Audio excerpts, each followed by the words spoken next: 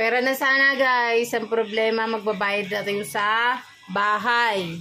Babayad tayo sa tubig. Bayad tayo sa ilaw. Tapos papakabit pa tayo ng wifi. Tingnan natin kung mayroon pang matira sa atin. Papasukan pa naman. Samahan nyo kami guys, magbabayad kami sa bahay.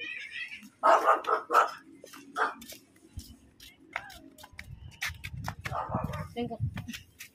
Ya. Ate. Bayad na naman sa bahay. Narinig ko na daw, pwede naman natin. Pinicturan ko na kanina. Pero pinicturan ko na kanina yun. Ito kasing tubig, wala kasi kami 2 linggo. Kami sa Cavite kasi may namatay yung asawa ng ate ko. Ito naman yung ano. Okay na. So, bayaran ko 3,730. 3,730.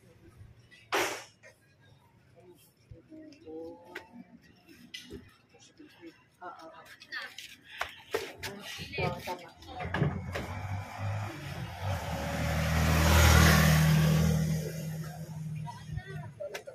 Okay lang.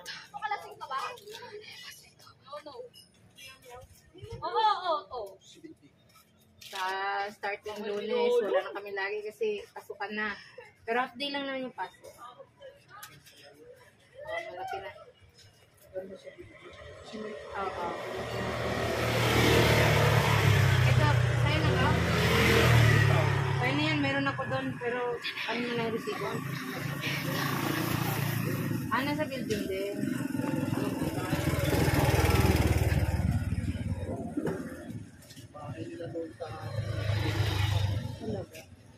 So, bigyan mo na ako resibo mamaya kaya. Sige.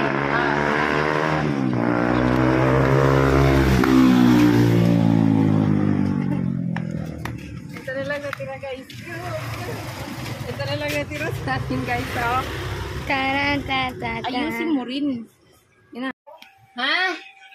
Kain tayo ng tinutubo. Yung ulam natin out. Ha? Ulam ba natin yan? Hindi, para bukas yan. Sige lang. Hindi lang. Baunin natin yan bukas sa pag-aaral eh. Papasok tayo bukas, siyempre, kailangan mayroon tayong baon. Kaya ngayon, ang ulam muna natin ngayon ay noodles na lang muna. Noodles na lang muna tayo. Kasi bukas na yung adobo kasi bukas, umaga, baon natin. Ito pang bukas ang adobo. Ngayon ay sunny side up. Bukas, baon natin, umaga, adobo, tanghali, ulam natin.